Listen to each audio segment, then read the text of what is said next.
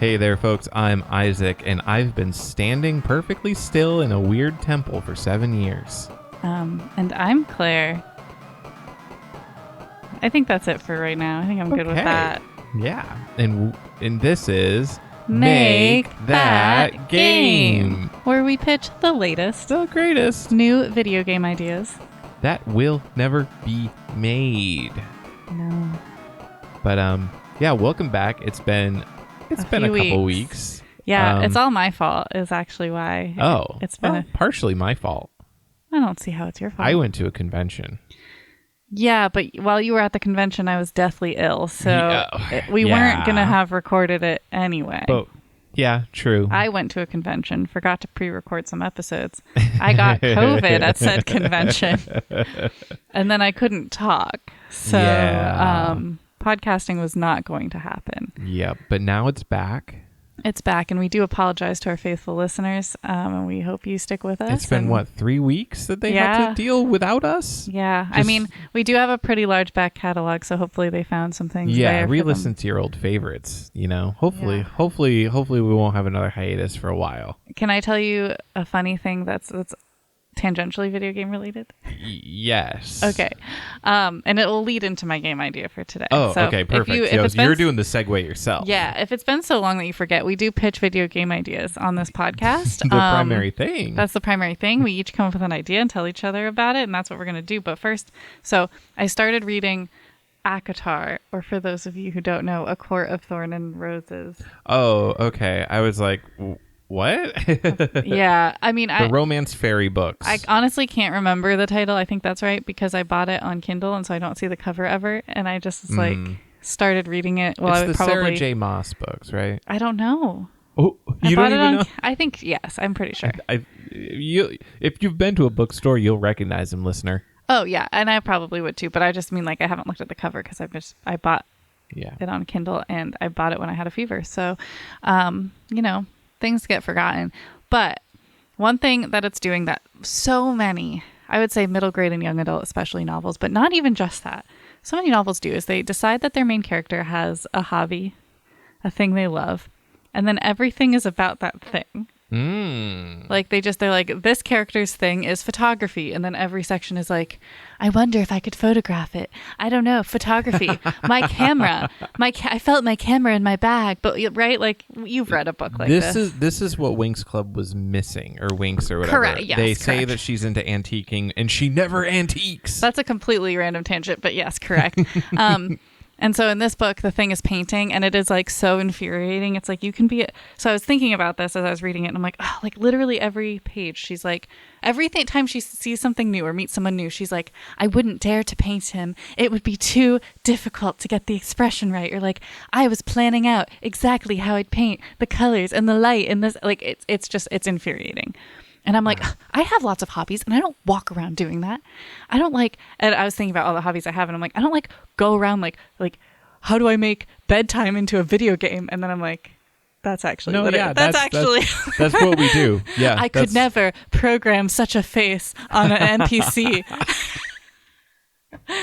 But that's actually what we do. And that was the inspiration for my game today, which is called My Wonderful YA Novel.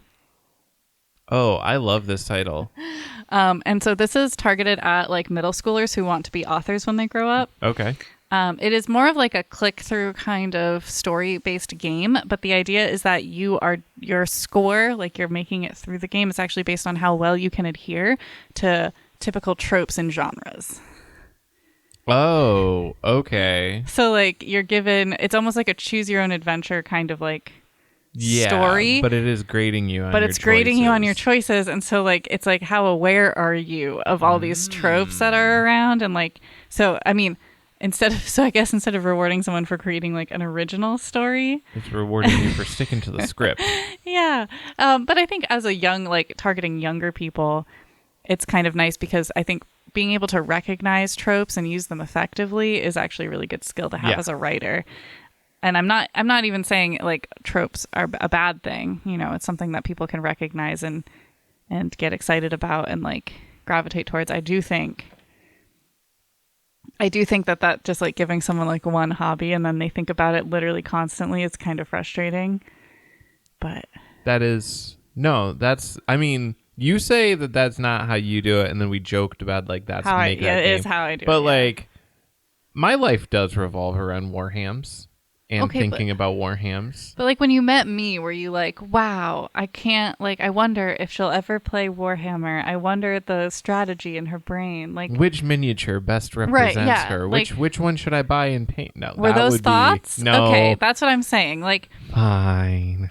my game, yeah, I picture it kind of like looking like Carmen Sandiego, you know, where you have like characters who like pop in. What? I'm trying to visualize. I've never played Carmen Sandiego, so It's just like a point and click adventure, you know, where you Okay. have like characters who like talk and I'm picturing like a visual novel. yeah. Okay, all right. So characters appear on like the sides of the screen, and Yeah. then text boxes, and okay. And you can pick, like, I think the fun part too would be like you can pick characters, and maybe that can help with the trope too. It's like you didn't pick a girl who's beautiful because she doesn't know she's beautiful. So that's a score breaker. Oh, you have a mundane hair color. Sorry, you've got to be blonde or redhead. Yeah. I'm sorry. No brunettes allowed here. Sorry. No. Unless you have beautiful brunette hair, but you think it's ugly. Then yes. it's okay. Okay, so I like character creation that you are actively getting scored on. Mm-hmm. I like this idea. If you deviate too much from it at the end of the game, does like the author pop up? Like. Well, you're the author because it's called My Wonderful YA Novel. Ooh, okay. I was because I was thinking like if you screw everything The up, publisher. oh, maybe the publisher or the editor is like, what?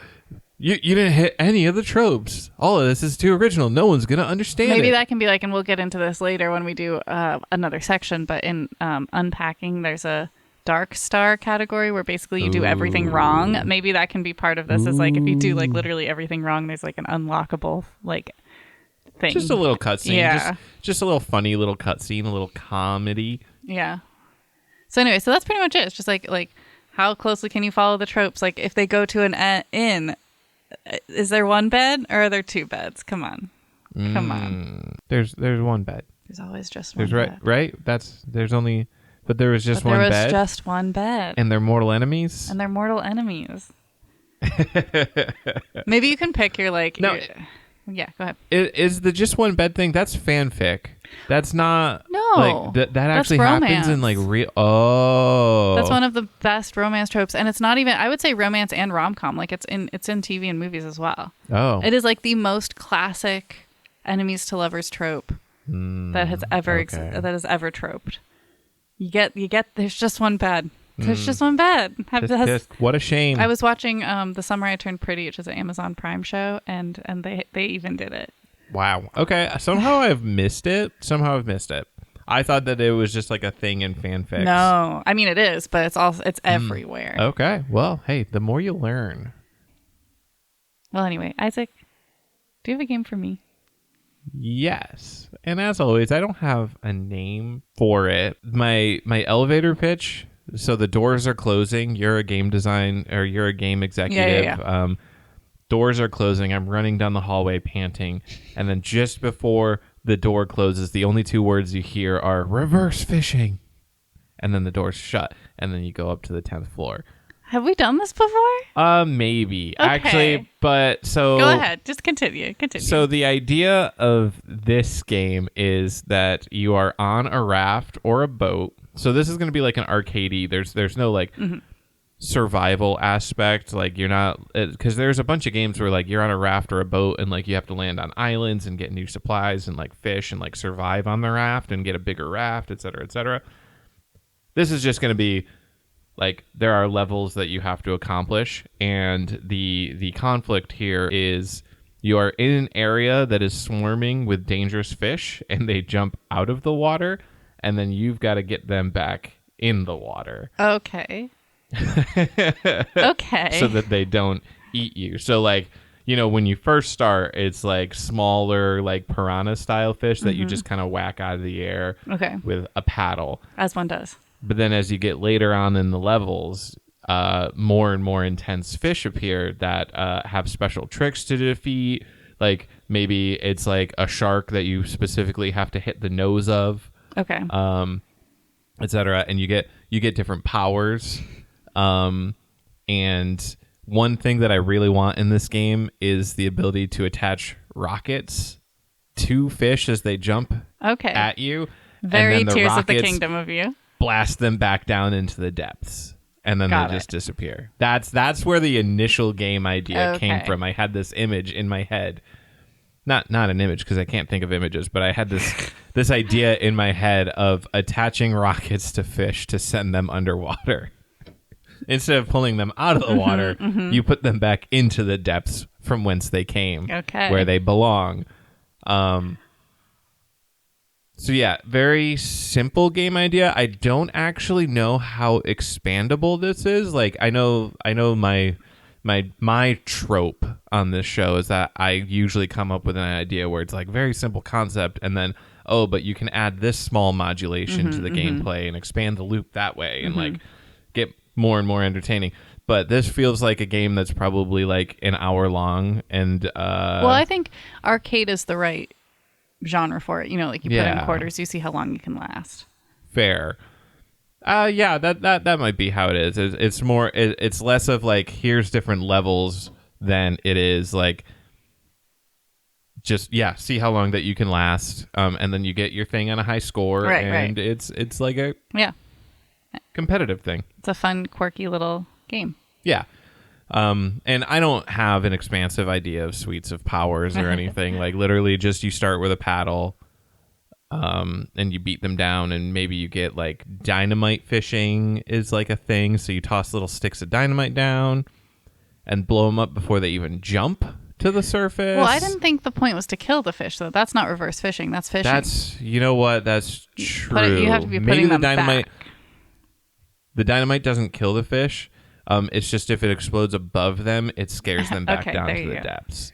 Yeah, so like the view is, so it's a 2D game, side view, kind of like a classic Mario game, only you are a lone person on a raft. And as time goes on, maybe your raft like upgrades and it can get like auto paddles that like smack fish down for you at certain points, or maybe it gets bigger, so you have to defend more area because like a fish can get on the raft and start damaging sections of it and it falls apart. And yeah, I guess there is expansion and like modularity to the gameplay where you can make it more interesting for longer. But I do think that there is definitely like a limit to the gameplay loop of this specific idea. Yeah, but like, that's okay because that's a genre too. So it knows what it is, and if it's geared around like, oh, we know that no one is gonna play like one run of this game is gonna cap out at like 30 minutes.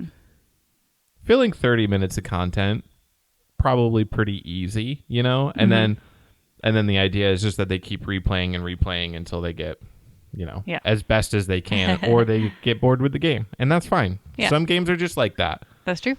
Yeah, I like it. I will say, like, reverse fishing, my initial thoughts when you said the title, so I was trying to like imagine what this could be, and one of them was, I thought like you play as the fish and you like eat the humans. You try to yank the humans down. Yeah. That's yes. But I like where you went with it. I think it's good. I think it's funny, and sounds like a fun, cute little arcade game. Yeah, thank you. Cool. Yeah. So that's my game idea. You shared your game idea. I did. We talked about hobbies. We talked about fan fiction. I guess that's the end of the podcast. No, there's 2 more segments, Isaac. Oh, it's been so long. I know. Forgot how this works. No, I hear on the grapevine. Yeah. That there is a honky bonky. Yeah. So what he means is a honk and bonk section, which it's okay if anyone forgot because we don't do these very often. They're a rare thing. They used to be very common. Right. But then we couldn't play that many video games in 1 week. It's very difficult. Anyway, so what a honk and bonk is we're going to give a game design focused review of a game. I guess not really a review, but game design rundown. Yeah. The honks are the good parts we liked, and the bonks are the parts we think maybe could use some improvement. Yeah. And I will be honking and bonking the game Unpacking. Bye. It's developed by Witchbeam and published by Humble Bundle. Oh, okay. Nice. Anyway, this game has been around for, well, let's see when it came out. I know it's been a around. year or 2? Oh, I think longer than that. Oh, really? All time blends together for me now. Yeah, that's fair. I remember seeing like the initial like GIFs of it on Twitter. Yeah. Back when that was a website. Hey, folks. No, it is recent. 2021. Oh, there we go, folks. It didn't come to PlayStation until 2022. Wow, that is surprising. Okay, well, anyway, basically, Unpacking is a game where you go through unpacking boxes in different rooms in different stages of life. I don't know if I described it very well, but no, that seems pretty. From what I've seen, that seems pretty apt. And one of the reasons I wanted to play it is because it's a game that I keep coming up with the idea for in this podcast. Like I'm like, what if you had to like arrange because we've moved a lot in the past 2 years, and so like I just think about that and I'm like, that is already a game. It's already a game, and maybe I should play it if I keep trying to make it myself. So the style, it's kind of like pixel art style, isometric view. Yeah. So that's the game. So yeah, so I guess we'll jump into honks. I didn't write them down, so I'm flying by the seat of my pants, but that's okay. Ooh, we're in dangerous territory, it's folks. Okay, I'm going to do my best. Always take notes. My first honk is the way that objects respond to where they go. So this is a very designy thing to say. But yeah, okay. This isn't... please expand on this. So basically, like, objects will change their state depending on where you put them. So I think a shirt is probably the best example of this. When you take it out of the box, it's just a shirt. But if you put it on like a flat surface, like the floor, the bed, a shelf, it'll be folded. But if you can also hang it on a hook and it will be a shirt hanging.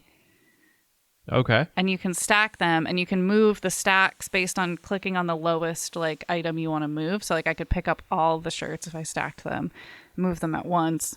I could pick them up from the middle. I could pick them up one at a time. Books do the same thing where like, depending on where you put them, they'll stand upright or lay down. Yeah. Like objects kind of have this like...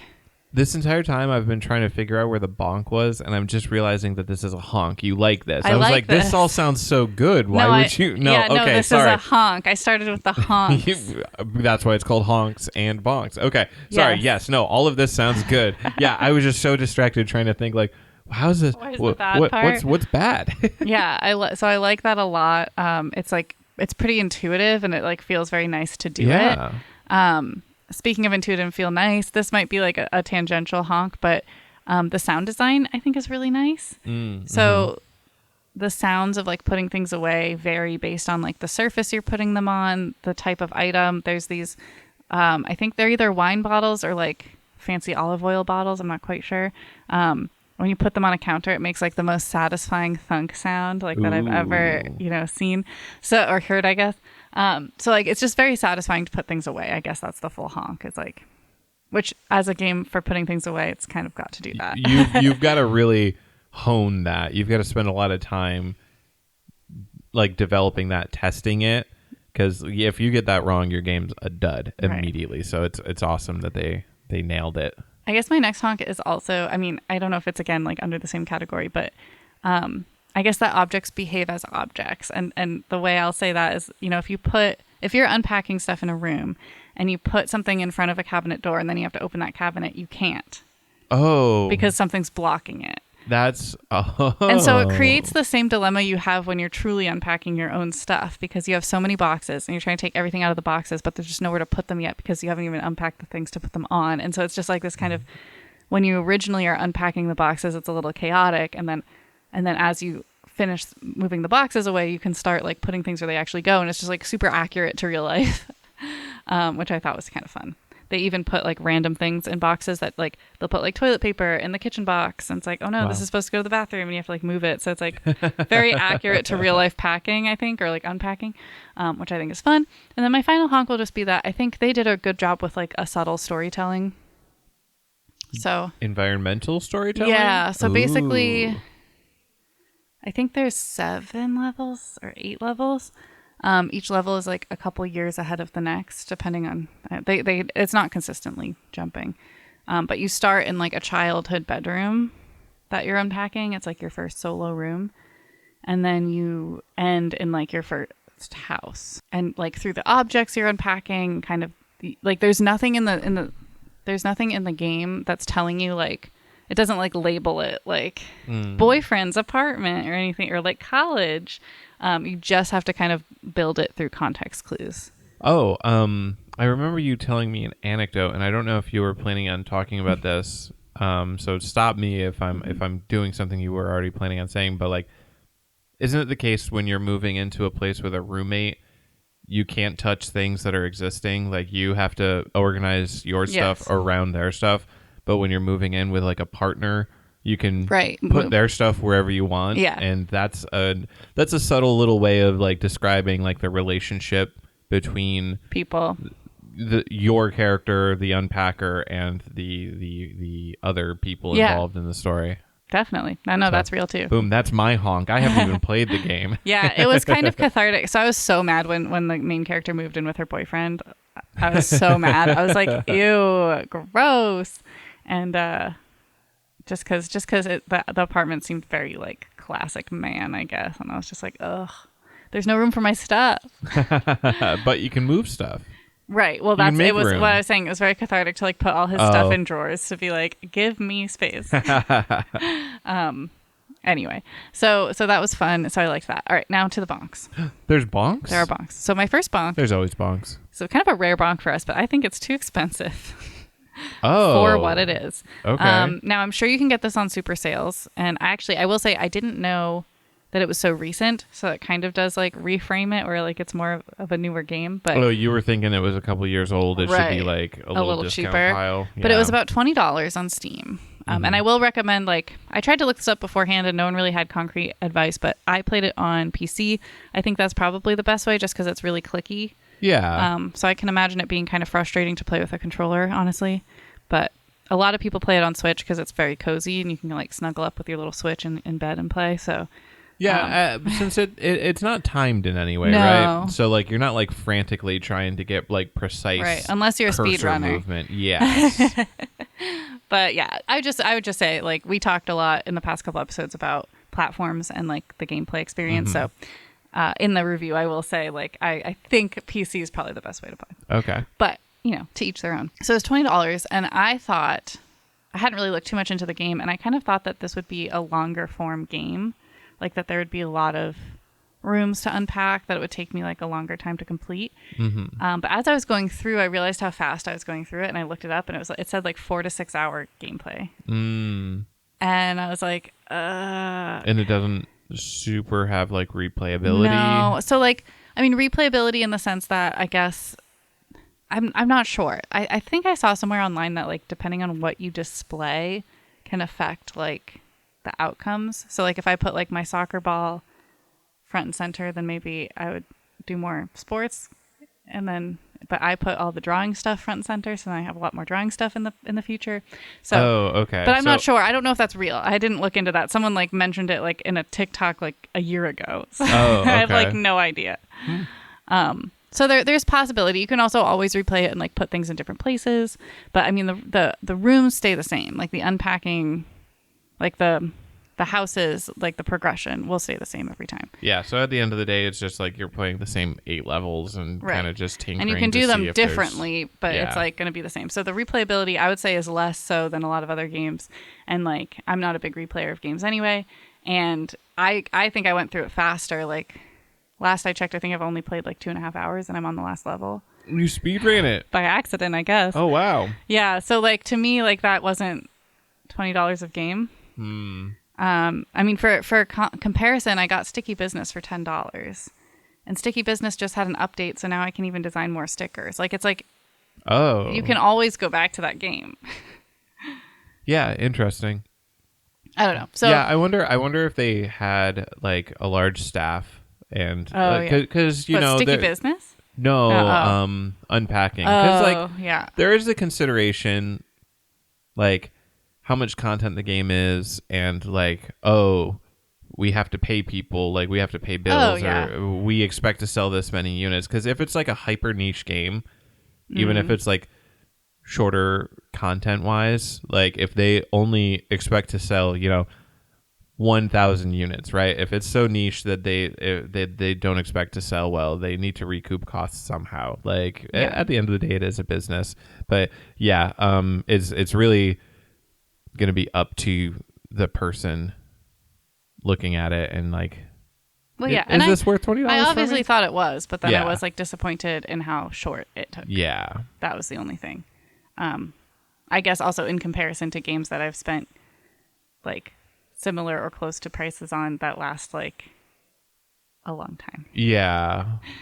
I think Undertale was like $15 and is like an 8 to 10 hour experience if I remember right. But that's like also an RPG where people are expecting like longer.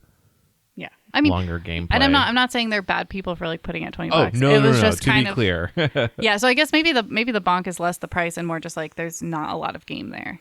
Yeah. And like that the price kind of made me think there would be. Yes. Yeah, that's valid. Like there are certain expectations about prices, and like the consumer side is way different than the producer side. And as a consumer, like, oh, it's a $20 game. It'll entertain me for, I would say like 10-ish hours maybe. 10-ish hours. I've played it for 2.5. Okay. All right. Yeah. But also, I'm thinking maybe a lot of the people who are drawn to this game were more particular than me, especially because I played it so fast. Like maybe they were putting things away more carefully, and I was just a little more. Yeah. I don't know. But anyway, moving on. I mean, that's probably the biggest bonk, I think, because the game itself, I think, is designed well. There is a sound design bonk, and this might be. I don't even know if it's a bug. I don't like. It's sometimes the music just stops. Oh. For like a stretch, and then it will start again. And I feel like that's weird, especially because I like the music and I'm used to Sims. I think the music, it's not that similar to Sims, but it's used in a similar way where like you're designing a room and there's like a background track while you do it, and Sims music never stops. Basically, it feels like one track will end, and instead of just going right to the next track, there's like a minute of silence. Okay, like loading time or something. Yeah, that sounds unintended. And I'm not sure. Yeah, maybe it's my computer. Like I don't know, but that's not really a bonk, but it also is kind of odd, and it always throws me off. Yeah.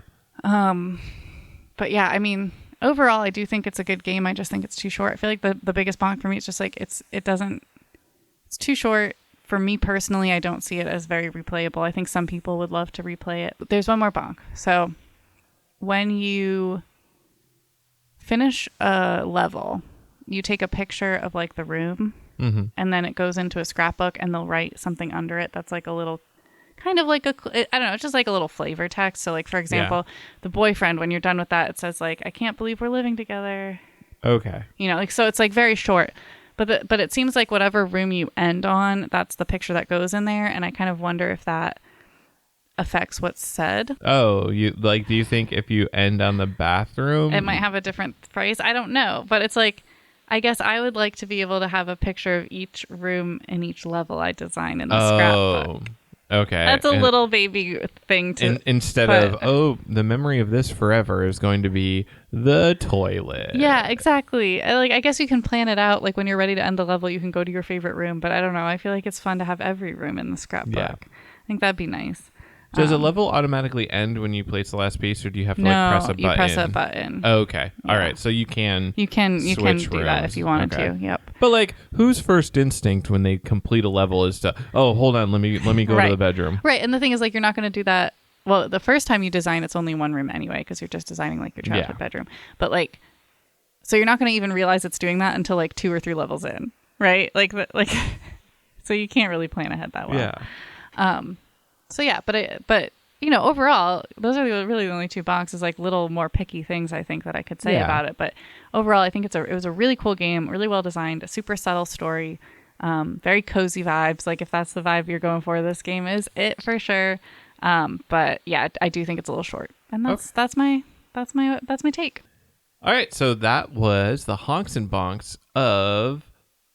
I almost said sticky business, but this is unpacking. And yeah, we already did sticky business. Now we're going to move on to the ultimate section of our show, and I mean that in more than one way.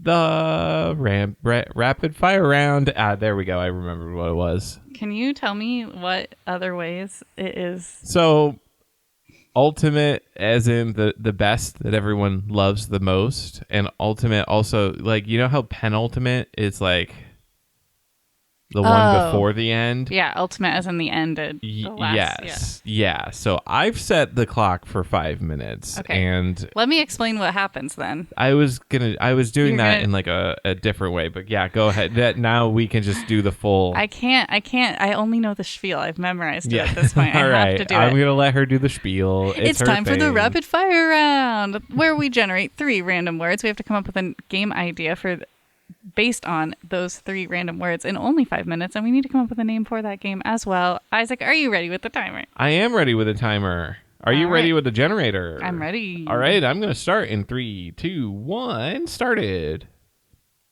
This is really good. Okay. Knife. Oh, okay. Nervous. Oh. Parachute.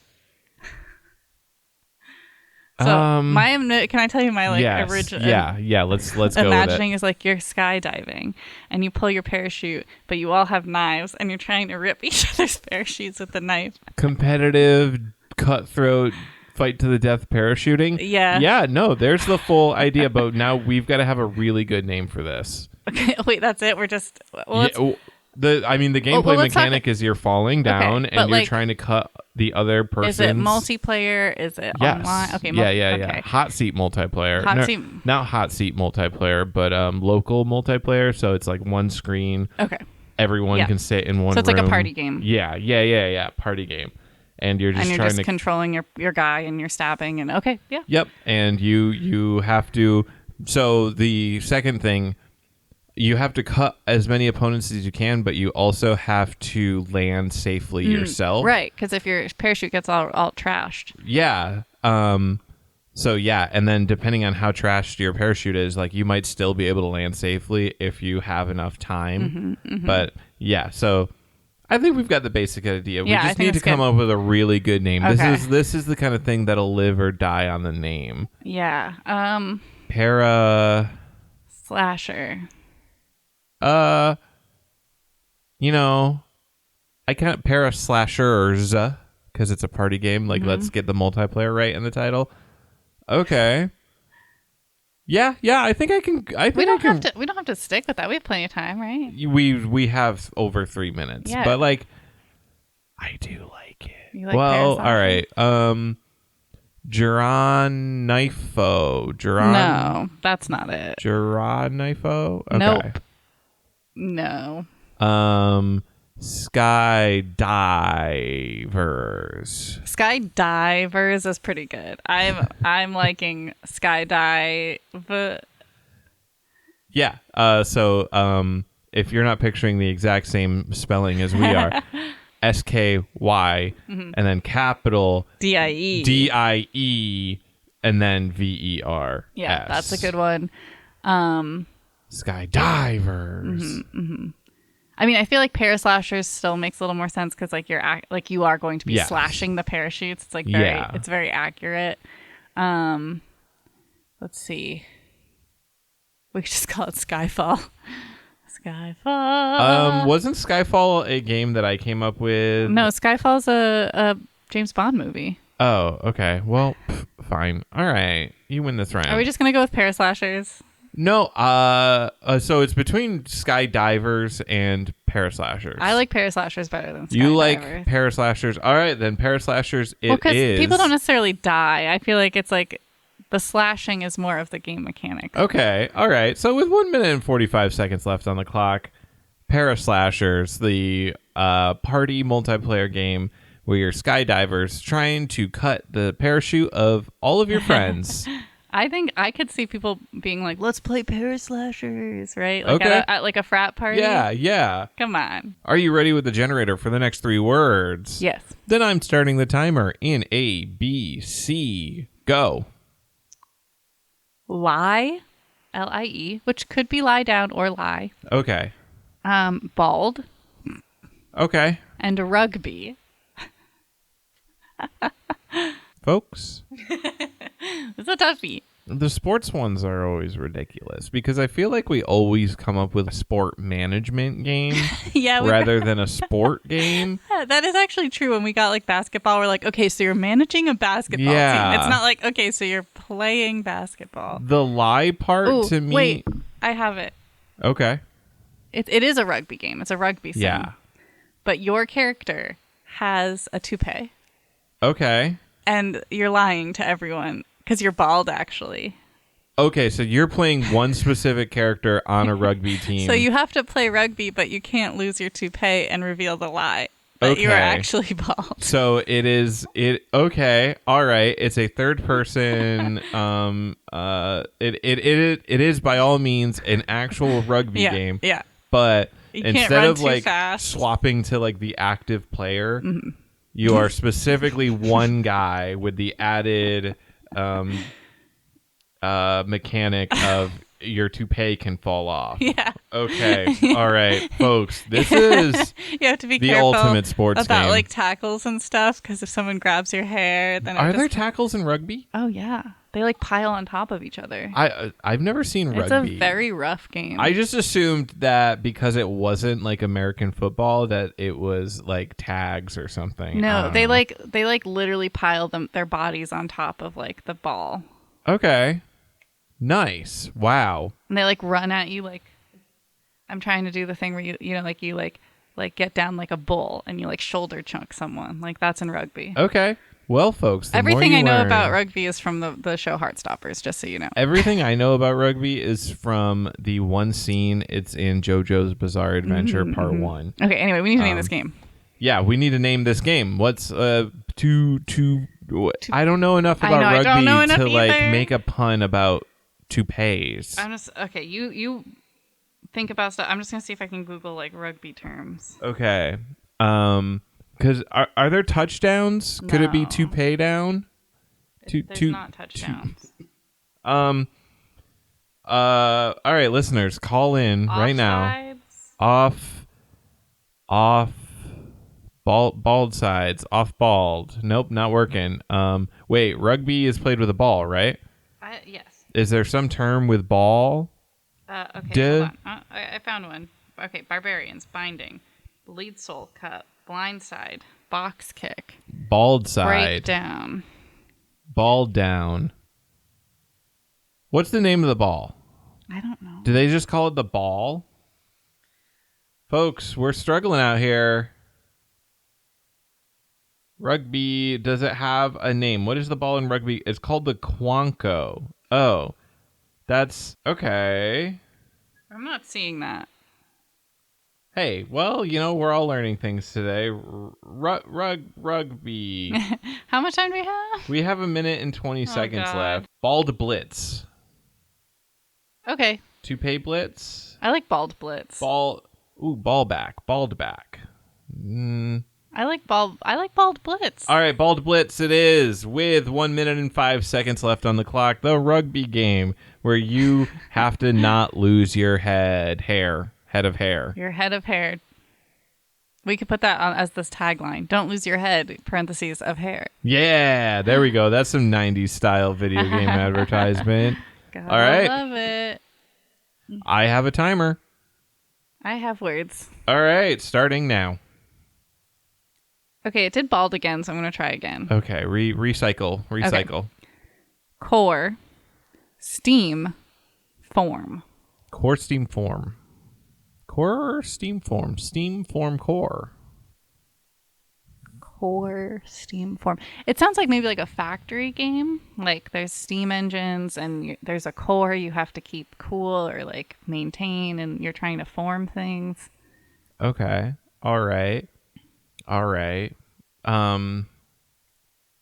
Can we make this gameplay tangrams? Tanagrams? Tangrams. It's tangrams? Tangrams. All right. Let's describe what that is. So they are, I remember them from being a youth. Yep.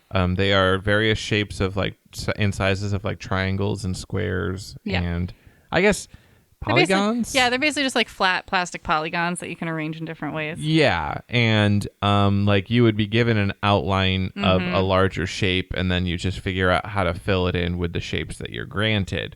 One of the cool things about doing this as a video game is we technically have infinite shapes to work with. We don't have to keep it down simple as like a sellable set. We could have infinite, because it's a computer. Yeah. In fact, we could even like randomly generate them on the spot, as long as we have some way of knowing that like the ultimate puzzle is solvable with the shapes that are generated. So that's an interesting thing that we can do with this. So the tangrams are polygons, the shapes, we'll call them the pieces. The goal is just to fill in precisely the forms that you're given. Yep.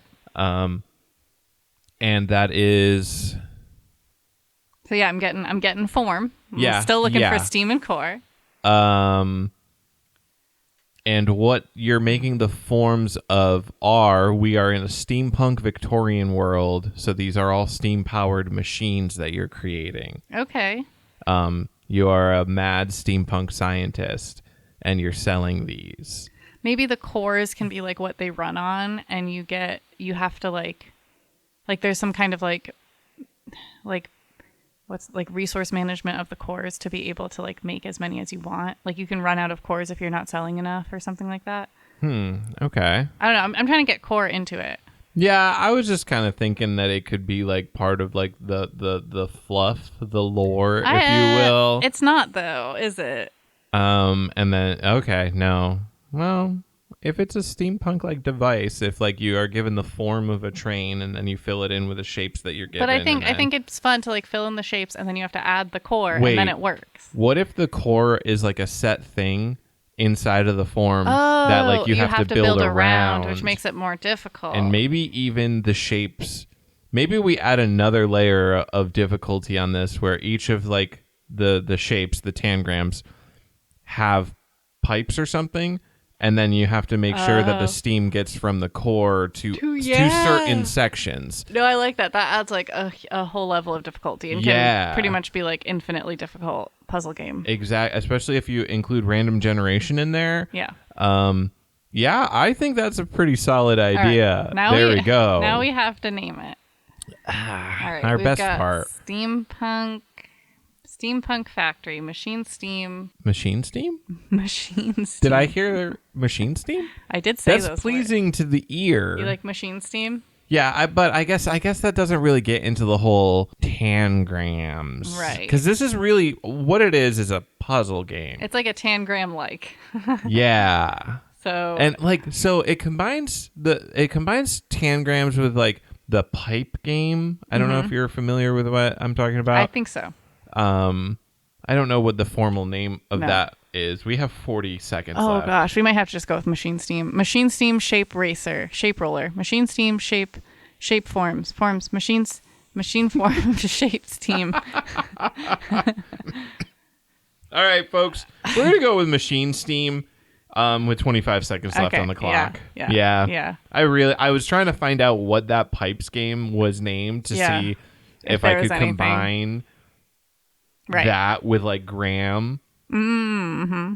It could have been called Steamgrams. Steamgrams. I wonder where tangrams comes from. That sounds like you could be Professor Steamgram. Okay. The steampunk scientist. Yeah, it's too late though. Yeah. I was trying to dodge like talking specifically about tangrams because that feels copyrighted. Yeah, it feels like you can't just. Oh, tangram is so specific. It's a dissection puzzle consisting of 7 flat polygons called tans. Okay, yeah, this is not. So, no. All right. Well, then I think Machine Steam is good enough as Machine Steam, the shape form puzzle game, steampunk. There we go. Boom. All right. That's our podcast. Yeah, we did 3 rounds. We did 3. We made it through. It's our podcast. If you want to, give us a Email review. Us. Oh. I'll let you do the whole speech. I'm sorry. You want to give us a review on iTunes? We would greatly appreciate it. Even if you don't listen on iTunes, that's kind of like the best place to give a review. So if you do have an Apple product, that like an iPhone or Mac or an iPad, then you can definitely give us a review on iTunes, and we would so love We would so love it. It helps the algorithm, which is what rules our lives. Yeah. You can also email us, like Isaac said. You can email us at makethatgamepodcast@gmail.com. You can send us in your own game ideas that we will read on air. You can send us in words that you want us to use to make games like we just did in our rapid fire round, or games that you think we should just try to play and maybe we'll honk and bonk someday, right? We love to hear from you. You can also find us on social media. We're on Instagram, TikTok, and Facebook at Make That Game Pod. And you can find us on Twitch, twitch.tv/MakeThatGame. Oh, and we were gonna do an Angry Birds stream. Did we pick a date for that? We did not pick a date for the Angry Birds stream. I don't think. I thought we did and then never wrote it down. What do we want? Can we pick it now and then say it on the podcast? If you want to. I mean, next Saturday we're totally open. Oh, okay. Hey, if you want to say next Saturday, we're going to stream Angry Birds. Then it would be up to me to figure out how to do Angry Birds. I think we can do it. Folks, tentatively, I'll say tentatively, the 16th. Okay. We will stream Angry Birds, but we'll be posting about it. And if you follow us on Twitch, you'll get a stream notification. Yes. So follow us on Twitch now. But it should be fun. All right. Well, that's it. If you heard a game today that you think needs to exist in this big wide world, we encourage you to get out there and make that game.